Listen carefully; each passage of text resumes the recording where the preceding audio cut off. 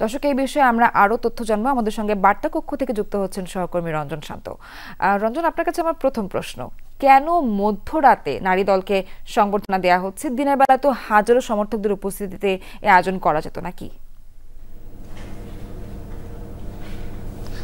সোহার, ধন্যবাদ আপনাকে। হ্যাঁ, প্রথমত দিনের বেলায় এই আয়োজন করা তো যেত, সেটা না পেরে বাফুফে এটা করছে, সেটাই ধারণা এখন পর্যন্ত। আর তথ্য যেগুলো পেয়েছি আপনাকে জানাবো, দর্শকদেরও জানাবো। যমুনার এর আগে আমরা দেখেছি চাঁদখোলা বাসে সাফ জিতে কিভাবে একাধিকবার, অন্তত দুবার আমরা উদযাপন করতে দেখেছি পুরো দেশ জুড়ে। তো সেই বাংলাদেশের মেয়েরা, লাল সবুজের মেয়েরা আরও একবার গর্বিত করেছে এশিয়ান কাপের যে মূল পর্ব, সেখানে খেলার যে যোগ্যতা তারা অর্জন করে দেশে ফিরছে। তো ফ্লাইটের কিছু ব্যাপার আছে, যেমন রাতে আপনি বলছিলেন যে হ্যাঁ, মিয়ানমার থেকে থাইল্যান্ড, সেখান থেকে বাংলাদেশে এসে পৌঁছাবে। তো আনুমানিক সময় যদি বলা হয় তাহলে রাত 1:30 নাগাদ তারা ঢাকা এয়ারপোর্টে নামবেন এবং সেখান থেকে কিছু ফর্মালিটিস তো বাহুফে সেখানে থাকবেন আছে, এবং যত দ্রুত সম্ভব সেখান থেকে 2টার দিকে বের হয়ে 2:30টার মধ্যে হাতির ঝিলে যে এমফি থিয়েটার, সেখানে মুক্ত মঞ্চের মতো যে জায়গাটা রয়েছে সেখানে এই উদযাপনটা রাখা হয়েছে। এখন প্রশ্ন উঠেছে যে কেন এত মধ্যরাতে, এত রাতে কেন, কারাই বা থাকবেন, এবং মেয়েরা যে এত জার্নি করে আসবে তাদের জন্য হেক্টিক হবে না? তারা কি স্বইচ্ছা এটা করতে চাইছেন?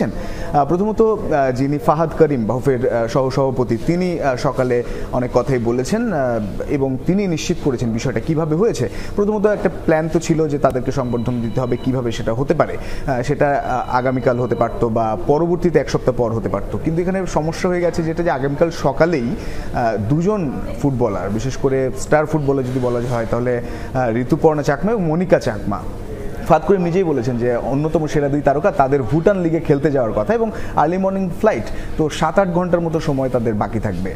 তবুও তাড়াহুড়ো করে কেন বাহুফে করতে চাইলো? এরপর আরও 3 ফুটবলার যাবেন, মোট 5 ফুটবলার তারা ভুটান লিগে খেলছেন। তো কেন এটা হলো? আসলে তাবিত আওয়ালের চাওয়া, অর্থাৎ বাহুফে সভাপতি, তিনি চাইছেন যে ইমিডিয়েট ইফেক্টে কিছু হোক। তারা যেহেতু এত বড় অর্জন নিয়ে দেশে ফিরছে, কিছু একটা সংবর্ধনা তার ইচ্ছা তাদেরকে দিতে চান। এবং যতটুকু জানা গেছে স্বাভাবিকভাবেই তারা যেহেতু চ্যাম্পিয়ন দল, তাদেরকেই যেহেতু সংবর্ধনা দেওয়া হবে, তাদেরকে ঘিরে সবকিছু, তাদের কনসার্ন নেই বা তাদের সঙ্গে কথা বলেই কিন্তু এই ব্যাপারটা করা হচ্ছে। তারা এটাতে রাজি হয়েছেন যে খুব অল্প সময়ের 1 ঘন্টার অনুষ্ঠান এর কথা বলা হয়েছে, এটা করে তারা সকালে যে দুজন যাওয়ার কথা ভুটান, তারা যাবেন। এবং সব মিলিয়ে এই যে বাংলাদেশের ফুটবলের সাথে আছে, মেয়েদের ফুটবলের সাথে আছে বাফুফে সব সময়, এটার বার্তা দেওয়ার জন্য মূলত এই টাইমটা রাখা হয়েছে। তো সব মিলিয়ে মধ্যরাত হলেও লিমিটেড সিট আছে এখানে। ইন্টারেস্টেড যারা, তারা বাফুফের পেজে একটা ইভেন্ট খোলা হয়েছে, সেটা করে যেতে পারে। তো অনেক মানুষ যে হতে হবে এমন না। আবার বলা হচ্ছে অন্য পয়েন্ট অফ ভিউ থেকে ডিবেট তো এটা নিয়ে থাকছে মধ্যরাতে কেন, তবে এটাও বলা হচ্ছে যে ফুটবলের প্রতি যাদের প্রেম তারা নিশ্চয়ই অত রাতেও যে সংবর্ধনায় থাকবেন মেয়েদের। তো একটা পজিটিভলি নিচ্ছে বাহুফে এবং ফুটবলাররাও। সোহার, রঞ্জন, আপনার কাছে আরেকটু জানতে চাই, এইবারের আয়োজনে কি কি থাকছে এবং এবারও কি ছাদখোলা বাস থাকার সম্ভাবনা আছে কিনা?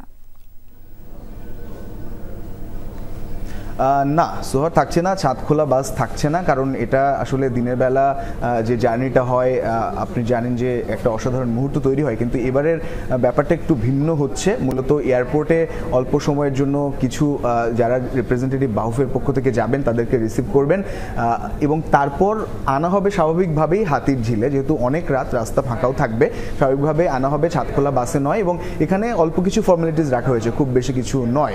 এখন পর্যন্ত যতটুকু জানা গেছে, ফাহাদ করিম নিজে বলেছেন 1 জন করে ফুটবলার মঞ্চে তোলা হবে, তারা তাদের অনুভূতি জানাবেন। এই যে এশিয়ান কাপে খেলার স্বপ্ন পূরণ, প্রথমবারের মতো লাল সবুজের পতাকা উড়বে অস্ট্রেলিয়ায় আগামী বছর মার্চে অনুষ্ঠিত হবে। তো সব মিলিয়ে এখানে বেশি কিছু নেই। একজন উপদেষ্টা মহোদয় থাকবেন, মোস্তফা সরোয়ার ফারুকী, এবং বাহুফের সংশ্লিষ্টরা থাকবেন। বেশি বাড়তি আয়োজন থাকছে না, তবে একটা ওয়ার্ম ওয়েলকাম তাদের করা হবে। সোহার, রঞ্জন, আপনাকে অনেক অনেক ধন্যবাদ।